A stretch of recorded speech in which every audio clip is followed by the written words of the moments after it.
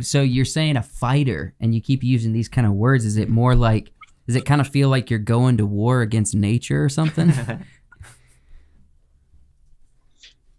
Sort of, yeah. I mean, forces of nature, absolutely. Yeah. You know, I need sunlight for oxygen. I need sunlight to work.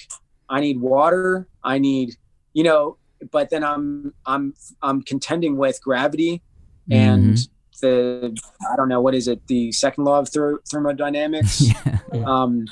You know, it's like everything tends towards disorder. Yeah. You get to encounter that on a regular basis, and that's a serious law to contend with.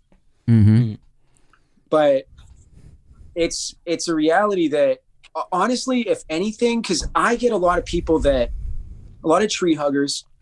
I'm not trying to offend anyone. I am, if anything, the Lorax that speaks for the trees. I do not butcher trees. Yeah. I have the best interest of the tree at heart. And, you know, obviously the prerogatives of the customer, because the trees don't pay me directly, you know? Yeah. But at the same time, that's a balancing act. And to me, it's going back to my work ethic and things like that. That's Genesis. It's like, this is my duty. I am supposed to take care of the earth, you know, and in my case, that's trees. And so for me, destroying, you know, something, butchering it, you know, that's the furthest thing of, you know, from my goal. And I've had people at Winthrop, for instance, that know nothing about what they're talking about, coming up to me and just cussing at me, telling me, how do you sleep at night? And I'm pruning deadwood out of it, you know, big deadwood out of big oaks that could kill people. I am preserving life, you know, and the oak actually appreciates it too. He's getting a little trim, a little pruning out of it. And so, you know, and I tell him, I feel great. I mean, this is hard work. I mean, what do you expect? But there's also kind of the repurposing of the wood too. If I am destroying something, it's to rebuild. It's, you know, it's to plant another tree. It's to achieve, you know, light for a garden, you know, or whatever. But I always try and justify it somehow.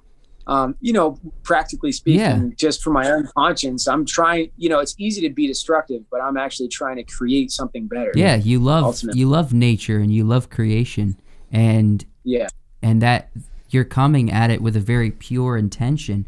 And, that makes perfect sense to me. I mean, a lot of people who are really into hunting do the same thing. Not everybody, but a lot of people into hunting say, you know, the population and the habitat becomes out of whack if animal populations are not encountered with, you know, a certain amount of weeding out. And if you're doing it naturally, then you're utilizing the death of animals to support life in other ways for your family, for your friends, and you're doing it in a way that's not like this slaughterhouse or not like just manufacturing meat. You're doing it in a way that is almost helping nature and nurturing nature in a sometimes. Absolutely. Yeah. Bro, preach, man. I mean, that is truth. That is not a justification for taking something's life. That is preserving life as a whole, because we are, as human beings, we're given authorship, the authority to look at what's best for all of the whole ecosystem. So, you know, and that's done by monitoring, controlling the species of other, you know, there are so many examples of that in nature, recent times, that you preserve a certain species and then they run wild and they stampede another species, and now another species is extinct. So trying to help oftentimes creates a larger problem than you had to begin with, trying to preserve but not really seeing the full picture, just the life of this cute little critter because he's cute or whatever. I don't know. But I mean, preserving is usually you know, you are kind of thinning the crop. Usually that's what it looks like. Certainly with trees, and I'm a hunter as well. I don't hunt all the time, but I appreciate life enough. Seriously, this is not something that I find trivial. I have more disdain for someone that would eat all vegetables except for chicken nuggets from McDonald's because they don't have to slaughter it themselves and clean it, Yeah. because they can't take the life, but well, I guess now at McDonald's, it's not really chicken. Anyways, if it was, you know what I'm saying? I think there's some chicken in there. It's just not much. Oh, okay. Well, yeah, it's part of the experience of like really valuing the life. Yeah. I mean, I know when I'm cutting a tree down at the end of it, I mean, this is a little hokey, but sometimes I just say it. I actually like thank God for the life. Yeah.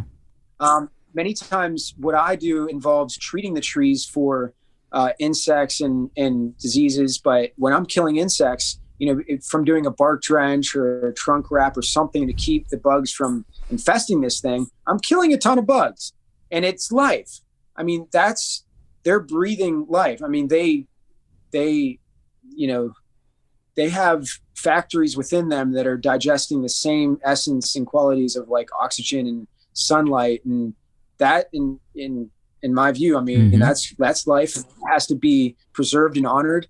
And I've turned clients down that would pay me a good sum to do a job when there was no good reason to take it down. And that's because of one experience. I took down a huge white oak, and I asked the lady beforehand, so why do you want to take down this beautiful tree? Because it had great structure, and white oaks usually have poor structure because they have competing leads. Yeah.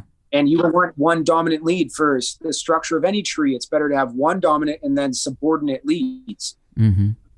Which everything in tree, in the tree world, in agriculture, it's all biblical. Yeah. Like there's so much truth packed in everything that I do every day. It's just, that's why I love it. And, another aspect. But this subordination that takes place, it had an awesome structure, and this white oak is sitting in her backyard. I'm like, what more could you ask for? Seriously, like shade wise, this is just awesome. And she said her dog would eat the acorns and get sick. And I said, well, can't you teach the dog not to eat acorns? Yeah. Like, can't this be like a little project or something? And she's like, no, I tried. I'm like, but anyway, I took the tree down, and there were a few things that went wrong on that job, which, it's not uncommon, but I just felt a little guilty about that. May seem silly. No, I don't think it's silly at all.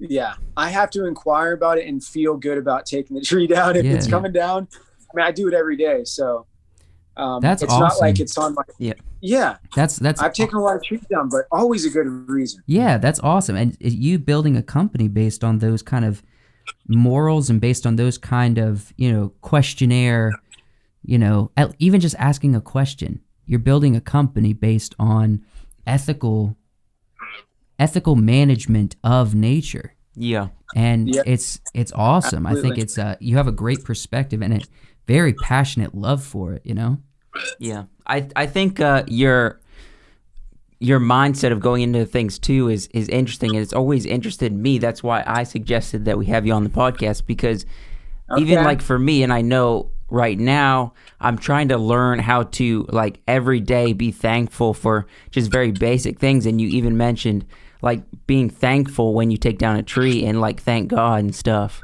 Yeet yeet, all you crazy crack dads.